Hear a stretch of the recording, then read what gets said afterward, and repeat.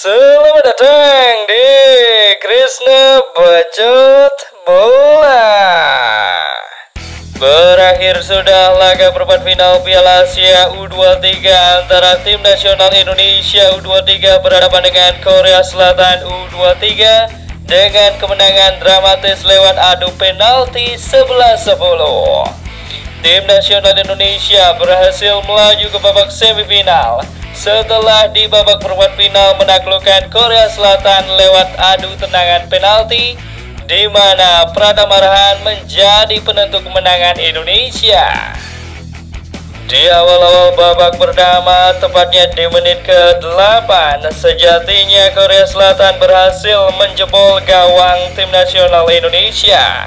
Namun sayang, dalam pantauan VAR menunjukkan pemain Korsel Iom Jisung terjebak offside. Wasit pun menganulir gol yang dicetak pasukan Taeguk Warriors. Skor kembali 0-0. Memasuki menit ke-15, Indonesia akhirnya unggul terlebih dahulu lewat gol pertama yang dicetak oleh Rafael Strike yang sangat indah dari luar kotak penalti.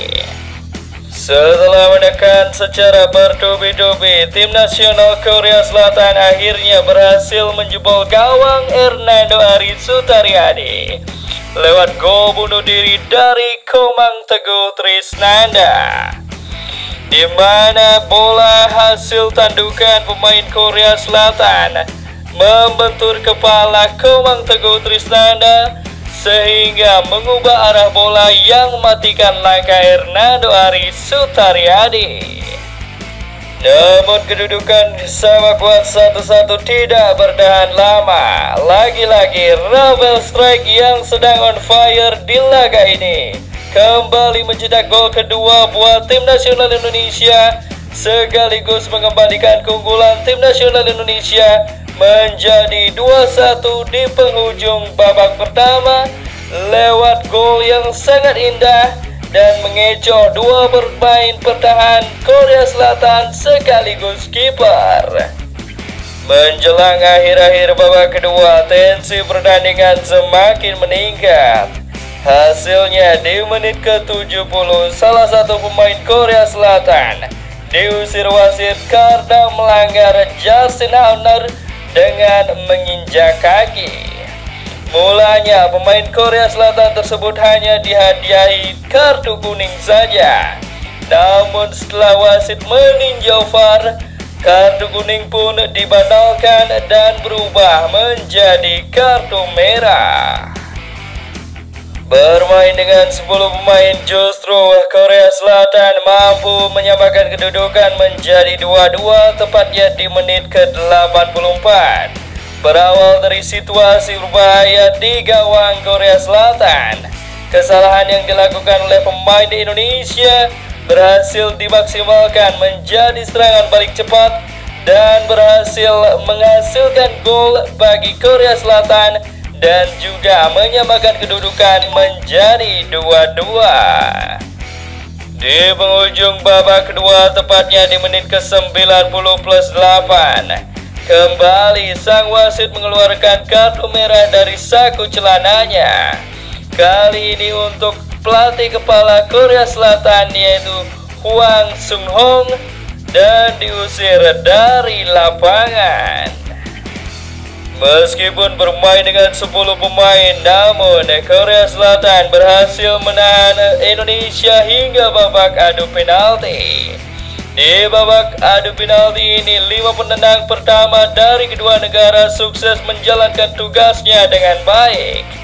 Di babak sudden death, sejatinya Hernando Ari lebih dahulu bisa menahan tendangan penalti dari pemain Korea Selatan.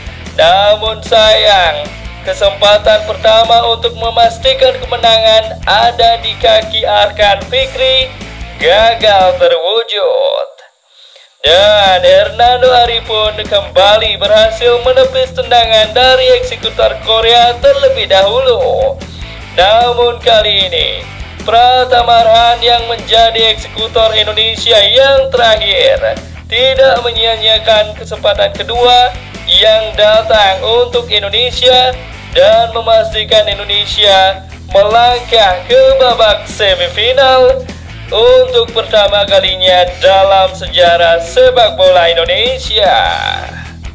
Dengan kekalahan ini membuat tim nasional Korea Selatan untuk pertama kalinya gagal melaju ke babak semifinal dan juga gagal melaju ke Olimpiade Paris 2024 mendatang, di mana pada edisi-edisi sebelumnya Korea Selatan selalu menjadi salah satu tim dari semifinalis ataupun finalis dan bahkan selalu lolos ke Olimpiade.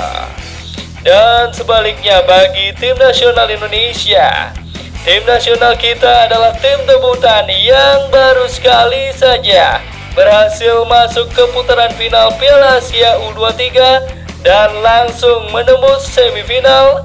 Dan bahkan kemungkinan besar peluang menjadi juara di edisi kali ini terbuka sangat lebar, mengingat raksasa-raksasa seperti Australia, Korea, dan Yordania sudah bertumbangan di tangan Indonesia.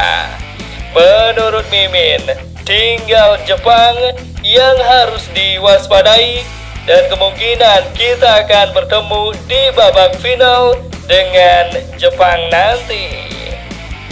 Di babak semifinal nanti, Indonesia menunggu pemenang antara laga Uzbekistan melawan Saudi Arabia.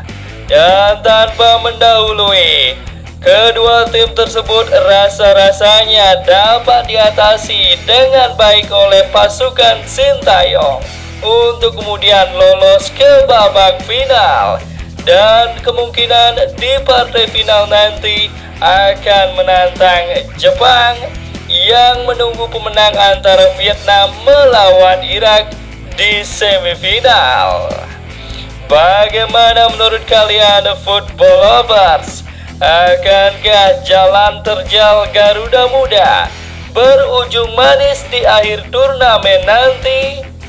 Jangan lupa tuliskan pendapat kalian di kolom komentar.